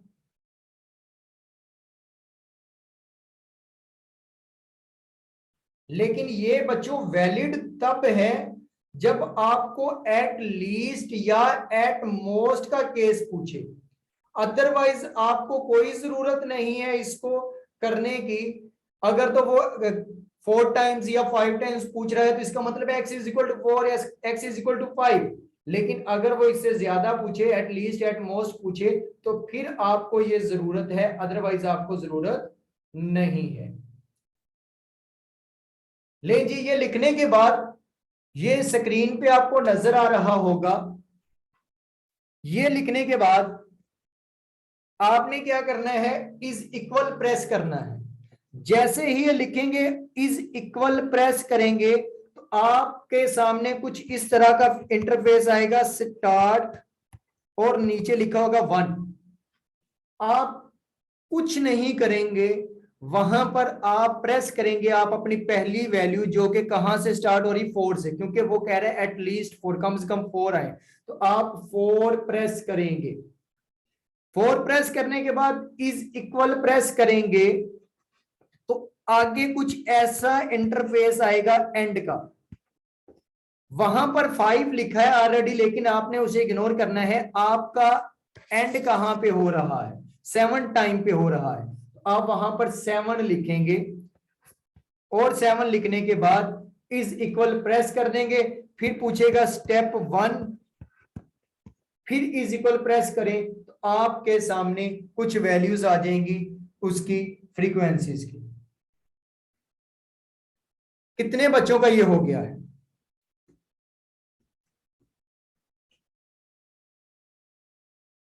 अगर नहीं हुआ तो मैं अगेन जो है इसकी वीडियो आप लोगों के साथ शेयर कर दूंगा बना के, लेकिन कोशिश कीजिएगा कि आप खुद भी प्रैक्टिस करें, इसे अगेन देखें। आपके पास अब x4, x5, x6, x7 तमाम की तमाम वैल्यूज आ गई हैं और वो वैल्यूज को आप क्या कर देंगे, ऐड कर देंगे। अच्छा, जिस बच्चे का एरर आया है उसने कहीं ना कहीं पर ब्रैकेट में मिस्टेक कर दी है, मल्टीप्लिकेशन नहीं लगाया या कोई ब्रैकेट में मिस्टेक कर दी है जिसकी वजह से ये एरर आया है, वो उसे अगेन जो है वो सॉल्व करें, इंशाल्लाह ठीक हो जाएगा। सुबह दोपहर शाम 3 टाइम ऐसे करें, इंशाल्लाह अल्लाह आपको शिफा देगा। ले जी, ये तो इसका शॉर्टकट वो भी हमने कर लिया। अब डाइस के रोल में भी डाइस भी आ सकता है। ये देखें बच्चे ने कर लिया, साद नदीम ने, बहुत फास्ट हो यार। अब एक डाई है उसको रोल किया है हमने कितनी दफा, 6 टाइम। तो सर जब हमने उसे 6 टाइम रोल किया है तो मैं एमसीक्यूज पूछ सकता हूं कि अगर मैं 6 टाइम किसी चीज को रोल करूं तो मुझे बताएं कि कितनी आउटकम्स आ सकती हैं। एमसीक्यूज आई क्या भी पूछ सकता है कि एक डाइस को रोल किया है 6 टाइम तो टोटल आउटकम्स 6, रोल किया है 6 टाइम, आंसर आ जाएगा 46656, 46656। तो 7 पुट करें ना यार, वीडियो देख लें एक दफा, उसके बाद जो फिर भी इशू हो तो फिर मुझसे डिस्कस कीजिएगा, क्योंकि आज हमने नॉर्मल डिस्ट्रीब्यूशन तक जाना था जबकि टाइम हमारा यहीं पर ही कंप्लीट हो गया। लेकिन इसको मैं इसलिए स्कूल से लेकर चल रहा हूं क्योंकि ये बहुत इंपॉर्टेंट टॉपिक्स में से एक टॉपिक है। आई कैप पेपर यहां से पूछ भी सकता है, अगर यहां से नहीं पूछेगा तो फिर हाइपर ज्योमेट्रिक जो हम पहले करके आ चुके हैं वहां से पूछ लेगा, और बहुत कम केसेस होते हैं कि वो पाइथन से पूछे, और नॉर्मल डिस्ट्रीब्यूशन से भी वो पूछ लेता है। अब फाइंड द प्रोबेबिलिटी दैट, हमने प्रोबेबिलिटी फाइंड करनी है कि 2 5 अपीयर्स। 2 का मतलब हमारे पास 6 टाइम है, मींस के n इज इक्वल टू 6, कितने times, 2 times, x is equal to 2। Probability find करनी है तो किसकी, 5 अपीयर, 5 आने की प्रोबेबिलिटी। तो सर 5 एक दफा ही आ सकता है, कितनी आउटकम्स है टोटल, 1/6। तो ये इसकी क्या हो जाएगी, P आ जाएगा 1/6। तो फिर सर Q क्या बनेगा, सर Q बनेगा 5/6। किसी बच्चे को ये 1/6 और ये 5/6 की समझ ना आई हो कि 6 आउटकम में से 5 आने के चांसेस कितने, तो सर 5 एक ही है, तो वो 6 में से एक दफा ही आ सकता है। सर अब इसे फॉर्मूला में पुट कर देते हैं, 6 to 1/6 to 1 5/6, 6 - 2, हमारा आंसर आ जाएगा। ले जी, आई थिंक फिर आपको बाइनोमियल अब क्लियर होनी चाहिए, और जहां पर भी आपको यह पता चल जाए कि नंबर लेस देन, अगेन बता रहा हूं कि नंबर लेस देन 20 है तो बाइनोमियल, और प्रोबेबिलिटी साथ में ये भी मैच होना चाहिए कि प्रोबेबिलिटी जो है वो ग्रेटर देन कितनी होनी चाहिए, नंबर 20 से कम होना चाहिए, प्रोबेबिलिटी 5% से ज्यादा होनी चाहिए, तो बाइनोमियल का सवाल है। और अगर इनमें से कोई एक हो और एक ना हो तो जज्बाती नहीं होना, इसको नॉर्मल हम जाके पढ़ते हैं नॉर्मल अप्रोक्सीमेशन में। किसी बच्चे ने अगर पढ़ा हो तो वेल एंड गुड, लेकिन आई कैप टेस्ट नहीं करता, वेल डन। इस पे वेल डन बनता है क्योंकि नॉर्मल अप्रोक्सीमेशन को आई कैप कभी भी टेस्ट नहीं करता, लेकिन हम क्लास में उसे जो है नॉर्मल क्लासेस में पढ़ाते जरूर हैं कि कभी कहीं बच्चा फंस ना जाए। अब इसमें ये दोनों कंडीशंस पूरी होंगी तो बायनोमियल आ जाएगा। अब बाकी आप जो है वो इसके खुद कर लीजिएगा। ये एमसीक्यूज वाला बता देता हूं। An unprepared student goes for test, test के लिए एक बच्चा जाता है। There are 10 MCQs question in a test. N कितना है? 10 है। लेस देन क्या है? 20 से छोटा है। और find the probability that at least, कम से कम एक करेक्ट होना चाहिए 10 एमसीक्यूज में से। x is equal to 1, at least एक, कम से कम एक। और ज्यादा से ज्यादा कितने हो सकते हैं सर? 1 भी, 2 भी, 3 भी, 4 MCQs। Find the probability that at least 1 is correct. तो वो x 1 भी हो सकता है, 2 भी हो सकता है, 3 4 5 6 7 8 9 10। क्या सारे हम कैलकुलेट करेंगे?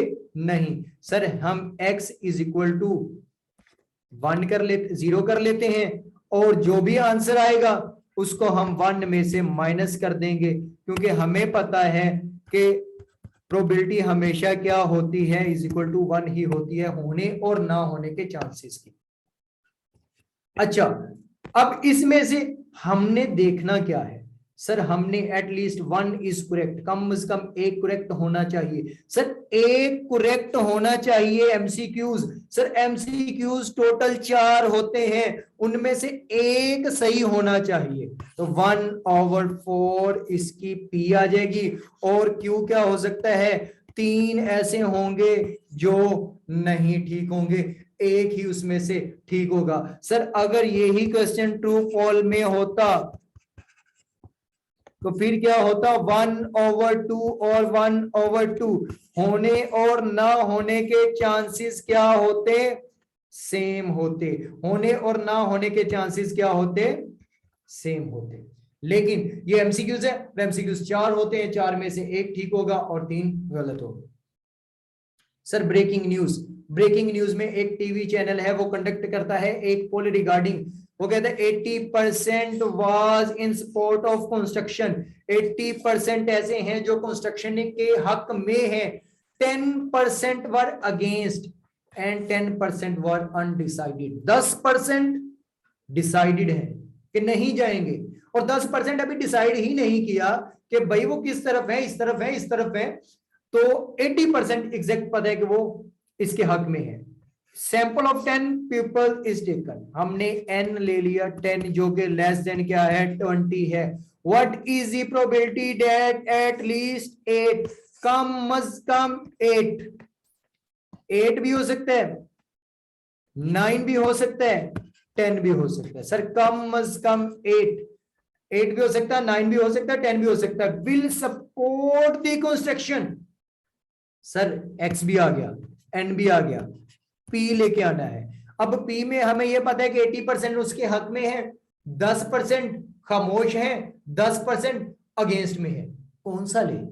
सर टेंशन वाली बात ही नहीं है, पूछा क्या हुआ? सपोर्ट, हक में कौन से हैं। और मैंने कहा था कि p हमेशा क्वेश्चन में दिया गया होगा इन दी फॉर्म ऑफ सक्सेस। तो सर कंस्ट्रक्शन के हक में कितने लोग हैं? 80% हक में है, तो यही हमारा P है। और Q क्या हो जाएगा फिर? 20% Q हो जाएगा। सर बाकी बिल्कुल सेम वैसे ही है, आप इसे कैलकुलेटर में भी पुट कर सकते हैं, जैसे मैंने बताया 8 to 10 तक, स्टार्ट 8 से करें एंड 10 तक करें, या आप इसे 1/1 x की वैल्यू भी पुट करके इसे सॉल्व कर सकते हैं। यहां तक किसी बच्चे को कोई मसला? बता दें यार, बता दें, क्योंकि आगे एक टॉपिक रह गया पाइथन का, उसे भी कर लें। को बच्चा थका तो नहीं है, या थका हो अका हो क्लास से? क्योंकि मैं ये रिवीजन क्लास से कोई मजाक तो कर नहीं रहा, कि जिससे बच्चा कहे कि सर बहुत फ्रेश है। वरना मेरा जो मूड है, जो मुझसे फिजिकल पढ़े हुए हैं, चाहे आपकी क्लास में आई थिंक तो नहीं है, लेकिन उनको पता है कि मैं क्लास में बहुत कम जो है पढ़ाता हूं। मतलब कम से मुराद ये है कि 10 मिनट पहले मजाक के होते हैं, उसमें बच्चे को फ्रेश कर देना माइंड, उसके बाद बच्चे को जो है इसमें लेके चलना, और जहां पर वो बोर होना स्टार्ट हो दोबारा फिर उसके साथ हंसी मजाक में शुरू हो जाना। ले जी स्टार्ट करते हैं। नेक्स्ट स्टार्ट करें। 10 से 15 मिनट की वो उसकी होगी, 10 मिनट में आई थिंक हम इंशाल्लाह उसे क्लियर कर लेंगे।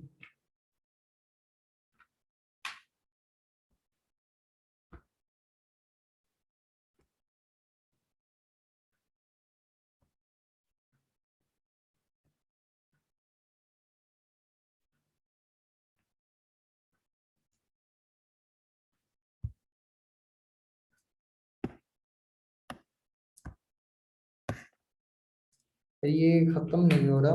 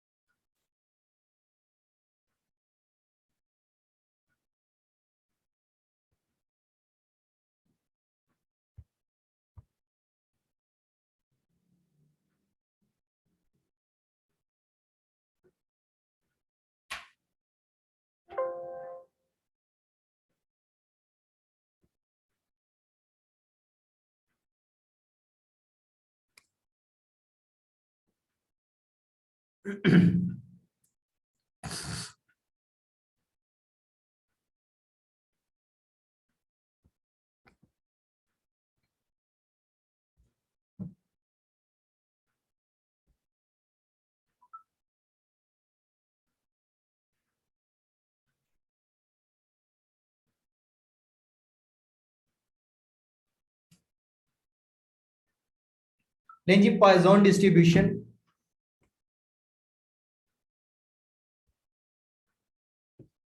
पॉइजन वाले पॉइजन पढ़ें और पॉइजन वाले पॉइजन डिस्ट्रीब्यूशन पढ़ें। सर इसकी प्रॉपर्टीज में वो कहता है कि ये इंडिपेंडेंट इवेंट है। इंडिपेंडेंट अभी तक हमने दो पढ़े हैं, एक बायनोमियल बायनोमियल और दूसरा क्या हो जाएगा, पॉइजन हो जाएगा। ये दोनों इंडिपेंडेंट इवेंट है, बट डिफरेंस कहां पे आएगा, value of P is less than 5%। जहां पर इसकी पी लेस देन 5% नजर आए तो समझें कि ये किसका क्वेश्चन है जी, ये हमारा पॉइजन का क्वेश्चन है। और n ग्रेटर देन 20% हो, मींस के एक्सपेरिमेंट 20% सॉरी 20 नंबर से ज्यादा हो या 20 तक हो तो हम ये कहेंगे कि ये किसका है, पॉइजन का क्वेश्चन है। और it has only one parameter जो कि क्या कहलाता है, मीन कहलाता है। और उसमें हमने कहा था कि उसके दो पैरामीटर हैं, एक n एक p, और उसका मीन हमेशा ग्रेटर होता है वेरिएंस से। ये मैं बायनोमियल के साथ कंपैरिजन इसका करवा रहा हूं रेड के साथ, और जो ब्लैक में है वो इसकी अपनी हकीकी रियल प्रॉपर्टीज है। और इसमें वेरिएंस हमेशा क्या होता है, mean is equal to variance होता है। और इसमें एक ही पैरामीटर होता है जो कि किसका है, मीन का है। ले खुश हो जाए, हिंट दे देता हूं, इसमें अनसर्टेनिटी होती है, सर्टेन नहीं होता, वाजिया नहीं होता, और ये बहुत रियर केसेस में होता है, बहुत रियर केसेस में होता है। और अनसर्टेनिटी होती, वाजिया नहीं होता, पता नहीं चलता कि ये चीज कब हो जाए। फॉर एग्जाम्पल एक्सीडेंट का किसी को कोई इल्म नहीं है कि कब हो जाए सर, और ये रियर केसेस में होता है। रोजाना एक्सीडेंट, हर बंदे का रोजाना एक्सीडेंट नहीं होता, किसी एक अद का एक्सीडेंट होता होगा, लेकिन हमारा हर रोज एक्सीडेंट नहीं होता। डेथ का केस किसी को नहीं पता कि कब मरना है सर, ये भी अनसर्टेन है। जहां पे कुछ ऐसी चीजें आ जाएं जो बहुत रेयर केसेस में है या अनसर्टन है, कभी भी कुछ भी हो सकता है, तो सर उन्हें हम किस में डिस्कस करते हैं, पॉइजन में करते हैं। अभी किसी की कोई कॉल आ जाए तो सर कॉल का कोई टाइम है, सर्टन है, नहीं है। हाँ, वो अलग बात है कि आप लोगों ने कोई टाइम सर्टन किया है कि सर इस टाइम पे तो आनी ही आनी है, क्लास नहीं ले सकते, तो सर वो इस केस में वो एक एक्सेप्शनल केस है। लेकिन कॉल का कभी भी कोई भी पता नहीं चलता कि कब आ जाए, तो वो भी अनसर्टन है। अब फॉर्मूला को देख के, इसका फॉर्मूला सर एक्सपोनेंशियल की पावर मीन या म्यू इसे बोलते हैं, म्यू से इसे रिप्लेस कर लें। अब म्यू अगर तो क्वेश्चन में गिवन होगा, यानी कि मीन अगर तो क्वेश्चन में गिवन होगा, तो सर आप आई कैप का जाके सबसे पहले क्या करेंगे, शुक्रिया अदा करेंगे, क्योंकि आपको किसी किस्म की कोई भी मेहनत, कोई काविश नहीं करनी पड़ेगी। आप डायरेक्ट वैल्यूज को उठाएंगे और फॉर्मूला में पुट कर देंगे। लेकिन अगर वैल्यूज गिवन नहीं होती तो फिर आप इसको कैलकुलेट कैसे करेंगे, तो सर फिर उसके लिए एक फॉर्मूला का सहारा लेना पड़ेगा। फिर एक फॉर्मूला का सहारा लेना पड़ेगा, जो कि क्या है, मीन का formula is equal to n multiply P. फिर आपको क्वेश्चन में एन गिवन होगा और पी भी गिवन होगा, जो कि अभी हमने बात की कि एन जो है वो ग्रेटर देन 20 होगा और पी जो है वो लेस देन 5% होगा। दोनों को मल्टीप्लाई करेंगे तो जो आंसर होगा वही आंसर इसका होगा। तो सर ये भी होगा, या डायरेक्ट मीन आपको मेंशन कर देगा। और नंबर 3 पे आपको यूनिट्स इसमें सेम करने होंगे, बाज़ औक़ात वो यूनिट आपको डिफरेंट दे देगा। तो सर ये 3 चीजें सबसे पहले आपने जाके पॉइजन में देखनी है। सबसे पहले तो ये देखें कि नंबर 20 से लेस है या ग्रेटर है। सर अगर तो लेस है तो आप बाइनोमियल में जाएं और साथ में प्रोबेबिलिटी भी देखें कि प्रोबेबिलिटी 5% से ज्यादा है, नंबर 20 से कम है, तो बाइनोमियल, चुप करके बाइनोमियल लगा दें। लेकिन अगर प्रोबेबिलिटी 5% से कम है, नंबर 20 से ज्यादा है, तो फिर किसका है, पॉइजन का है। फिर देखें मीन गिवन है, शुक्रिया ही क्या, नहीं है तो फॉर्मूला से निकाल लें। फिर भी अगर यूनिट में दिया है तो यूनिट भी सेम करें। सर क्वेश्चन से देखते हैं, ऐसे समझ नहीं आई पहले एक दफा, ठीक है जी, क्वेश्चन में देखते हैं। अब क्वेश्चन में वो क्या कहता है, average number of car is 1.5। Sir average number उसने पहले ही बता दिया, उसने मीन हमें खुद से बता दिया कि मीन क्या है, 1.5 है। Calculate the proportion of days in which 2 cars are demanded। अब 2 cars का क्या मतलब है, x इज इक्वल टू 2। वो कहते हैं एवरेज कार की 1.5 है और 2 कार हम डिमांड कर रहे हैं। देखें जब उसने एवरेज मेंशन कर दिया तो हमें अब वो कैलकुलेट करने की जरूरत नहीं है। और अब यहां पर फॉर्मूला हम क्या लगाएंगे, अभी हमने पीछे फॉर्मूला पढ़ा कि x की एक्सपोनेंशियल पावर 1.5, जो कि मीन उसने गिवन किया है, मल्टीप्लाई उसके बाद 1.5 की पावर x आ जाएगा 2 और 2 फैक्टोरियल आ जाएगा। इससे हमारा पॉइजन का क्वेश्चन जो है वो सोल्व हो जाएगा। और अगर वो कहता है 0 car means x is equal to 0 कहता है, तो एक्सपोनेंशियल पावर 1.5 और 1.5 की पावर 0 और 0 फैक्टोरियल। अब ये फैक्टोरियल क्या है, सर फैक्टोरियल का मतलब होता है जैसे 2 है तो इससे पीछे प्रीवियस जितने भी नंबर हैं उनको लिख के आपस में मल्टीप्लाई करवा दें। जैसे 2 factorial is equal to 2, 1 factorial is equal to 1, 0 factorial is equal to 1। ये आई कैप का क्वेश्चन भी है, कभी कभार वो ये भी पूछ लेता है कि 0 फैक्टोरियल इज इक्वल टू 1। और ये फैक्टोरियल आपके कैलकुलेटर पर मोड के बटन के बिल्कुल नीचे एक बटन आपको x की पावर -1 वाला नजर आएगा, उसके ऊपर आपको x के साथ फैक्टोरियल लिखा नजर आएगा, ये फैक्टोरियल वहां से। जैसे अगर 4 फैक्टोरियल होता तो सर 4 फैक्टोरियल का मतलब था 4 मल्टीप्लाई 3 मल्टीप्लाई 2 मल्टीप्लाई 1, यानी कि 24 आंसर होता। तो ये 4 फैक्टोरियल का आंसर था। सर अगर एट मोस्ट ज्यादा से ज्यादा एक कार, तो सर कम से कम 0 भी हो सकती और x इज इक्वल टू 1, मतलब ये दोनों केसेस हो सकते हैं। और इसे भी आप बिल्कुल सेम फंक्शन वाले फॉर्मूला से सॉल्व कर सकते हैं, बट जहां पर x की वैल्यू है वहां पर आप x ही लिखेंगे और स्टार्ट करेंगे 0 से, एंड कर देंगे 1 पे, आपके पास उसका आंसर आ जाएगा। सर इसका प्रॉपर क्वेश्चन आप समझ लेते हैं। अब देखें जी, वो कहते हैं एक्सीडेंट हो गया, the probability of road accident on a day, एक दिन में 2% एक्सीडेंट की उसने प्रोबेबिलिटी बता दी।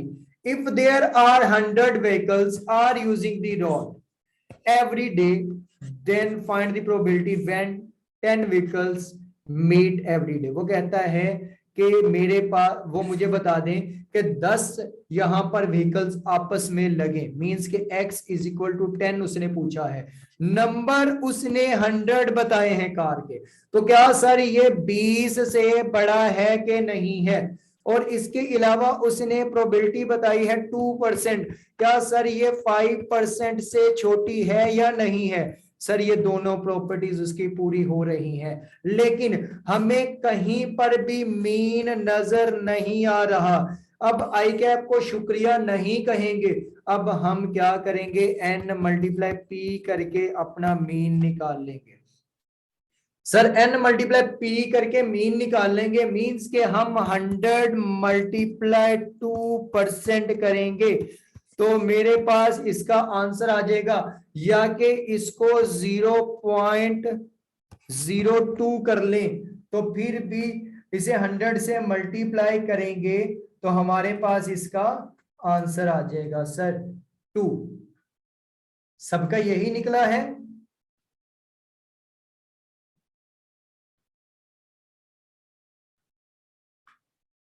तो मीन का आंसर निकला 2। अब इसे फॉर्मूला में पुट कर देते हैं, एक्सपोनेंशियल पावर -2, 2 की पावर x कितना है जी 10 और 10 फैक्टोरियल कर दें तो सर आप इसे कैलकुलेट करेंगे तो आपके पास इसका आंसर आ जाएगा। सर ऐसे क्वेश्चन आई कैप में आते हैं अगर वो पाइथन से पूछेगा तो। सर इसके अलावा अगला क्वेश्चन, ये जी फरिश्ता आ गया है मौत का पैगाम लेके, अब कहता है जी इसमें 7 in 1000 कुछ ऐसे सर्टेन केस डिजीजेस हैं जो 7 in 1000 में से 7 लोगों को होती हैं। What is the probability for 2 death on the account of this disease, means के x is equal to 2, numbers कितने हैं 400 लोग हैं, तो क्या ये 20% 20 से ज्यादा है? जी सर 20 से ज्यादा है, लेकिन प्रोबेबिलिटी तो उसने बताई नहीं है। सर बताई है 7/1000।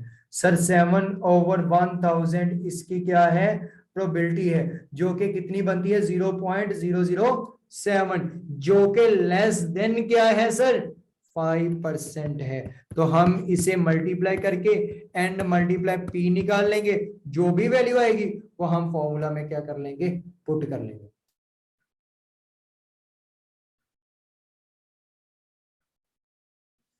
सर एक e की जगह पर x लिखिएगा कैलकुलेटर में। सर x नहीं लिखना, e हमारे कैलकुलेटर में मेंशन है और कहां पर है, लास्ट रो में आएंगे हम, वहां पर एक 0 का, एक डॉट का और एक x 10 ये बटन नजर आएगा। इस बटन के ऊपर रेड साइड में आपको एक्सपोनेंशियल और यहाँ पे ये साइन नजर आ रहा होगा। आपको ये प्रेस करना है और फिर इसकी पावर में जाकर माइनस आपको मीन लिखना होगा, एवरेज लिखनी होगी।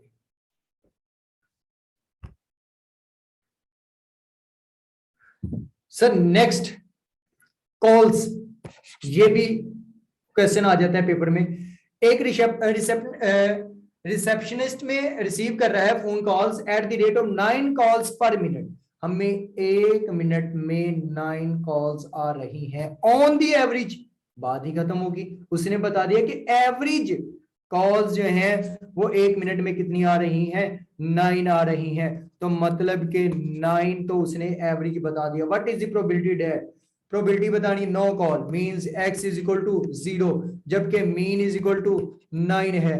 फॉर्मूला में वैल्यूज पुट कर देंगे। जब 2 कॉल्स आएंगी 3, तो यहां पर x की वैल्यूज चेंज होती जाएंगी और हम अपने क्वेश्चन को एटलीस्ट कम से कम 5 कॉल्स, तो ज्यादा से ज्यादा कितनी हो सकती, सर ज्यादा से ज्यादा 9 कॉल्स हो सकती हैं। तो x इज इक्वल टू 5 6 7 8 9।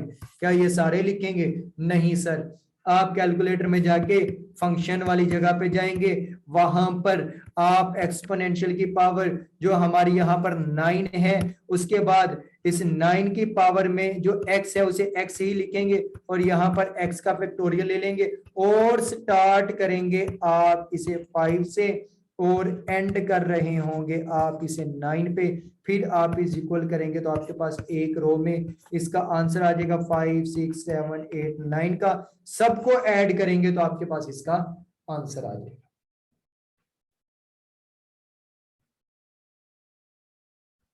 ले सर एक और, average of 4 calls in every 5 minute, her 5 minute में 4 कॉल्स आ रही हैं। Assuming an appropriate Poisson distribution, what is the probability that 3 or more calls will be received during a period of 10 minutes? देखें, मैंने third number का case आपको बताया था कि एक में पहले में गिवन होगा, वो भी कर लिया। दूसरे में n मल्टीप्लाई p कर लेंगे, वो भी होगा, वो भी कर लिया। नंबर थर्ड पे हमने यूनिट को सेम रखना है। तो सर यहां पर देखें 4 कॉल्स बताई हैं, लेकिन वो उसने बताई हैं in every 5 minutes, her 5 minute में। लेकिन क्वेश्चन में पूछ रहा है 10 मिनट्स की, और कितनी, 3 और मोर कॉल्स आए कितने मिनट्स में, 10 मिनट में। उसकी प्रोबेबिलिटी बतानी है। तो सर सबसे पहले इसको इक्वल करते हैं। कितनी कॉल्स आती हैं, 4 कॉल्स आती हैं। कितने मिनट में आती हैं, 5 मिनट में आती हैं। सर 4 डिवाइडेड बाय 5 करें तो आंसर हमारे पास 0.8 आया। मींस के 0.8 कॉल्स आती हैं 1 मिनट में। अब मुझे चाहिए 10 मिनट की कॉल, तो मैं मल्टीप्लाई करवा दूंगा 10 के साथ। तो मैं कहूंगा कि 10 मिनट्स में टोटल 8 कॉल्स आ सकती हैं। 10 मिनट में टोटल कितनी कॉल्स आ सकती हैं, 8। ये जो 8 आया है 10 मिनट में, ये इज इक्वल टू मीन होगा। सर ये मेरा मीन होगा, जो ये 10 आया है ये मेरा मीन हो, 8 आया है ये मेरा मीन होगा जो 10 मिनट में आएंगी। अब x क्या है, x इज इक्वल टू 3 और मोर कॉल्स, मतलब 3 4 5 6 7 और मैक्सिमम 8 कॉल्स आ सकती हैं। सर यहां पे कोई मुझे बच्चा बता दे कि ये यूनिट इक्वल करना आगे है या अगेन बता दो। फिर भी अगेन सुन लें कि 4 कॉल्स हम रिसीव करते हैं, 4 कॉल्स हम रिसीव करते हैं 5 मिनट में। चाहिए हमें 10 मिनट की, आंसर आ गया 8। तो सर ये मीन आ गया। कैसे, 4 कॉल्स 5 मिनट में जब रिसीव करते हैं तो आ जाएगी 1 मिनट की। सर हमें चाहिए 10 मिनट का, तो हम 10 से मल्टीप्लाई करवा देंगे, जो भी 1 का आंसर आया होगा जो कि बनता है 0.8, तो आंसर हमारे पास 8 आ जाएगा और ये 8 हमारा मीन है। बाकी सेम मीन आ गया है तो समझिए शुक्रिया आई कैप वाला। सेम आगे स्टेप अप्लाई करते हुए फॉर्मूला में आप उसकी वैल्यूज को पुट कर देंगे। सर ये भी बिल्कुल सेम ऐसे ही है कि शॉप में 30% है जो 1 घंटे में आते हैं। Poisson distribution, find the probability in 5 minutes. हमें अब 5 मिनट्स में चाहिए, तो जब 30 लोग 1 घंटे में आते हैं तो 60 पे डिवाइड कर लेते हैं। तो मैं कहता हूं कि भाई ये सिर्फ आधा बंदा ही आता होगा इस टाइम में। मींस कि अगर 30% 1 घंटे में आते हैं, मतलब कि 60 मिनट्स में आते हैं, तो 1 मिनट में 0.5% आते होंगे। लेकिन हमें कितने मिनट में चाहिए? 5 मिनट में। तो सर मैं 5 मिनट का करूंगा तो वो कितने होंगे? 2.5। तो सर ये मेरा क्या निकला? मीन निकला। इससे आगे ऑनवर्ड बिल्कुल सेम क्वेश्चन आपने करना है। ले बच्चों, थैंक यू। यहां तक हमने अपना बायनोमियल, हाइपरज्योमेट्रिक, पॉइजन बहुत अच्छे से एक्सप्लेन कर लिया और उन केसेस को एक्सप्लेन किया है जो केस आई कैप में टेस्ट हो रहे हैं या हो सकते हैं, और कोशिश की है कि वही या वैसे ही क्वेश्चन जो है वो डिस्कस किए जाएं जो आई कैप में आने हो। तो इंशाल्लाह हम कल जो है वो नॉर्मल डिस्ट्रीब्यूशन को कंप्लीट कर लेंगे, और अगर टाइम हुआ तो साथ में हम नेक्स्ट चैप्टर को स्टार्ट करेंगे। ओके बच्चों, अल्लाह हाफिज, अपना ख्याल रखिएगा।